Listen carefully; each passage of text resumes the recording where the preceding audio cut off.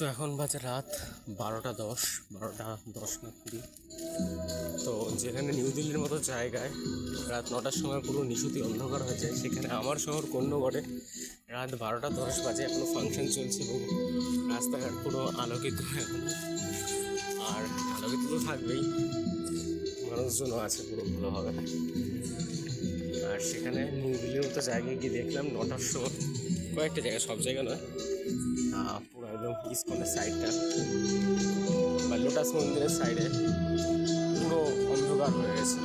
বাকি জায়গা তো আরোই হয়েছে, আমি একটা জায়গায় দেখেছি। আর এখানে ফাংশন হচ্ছে।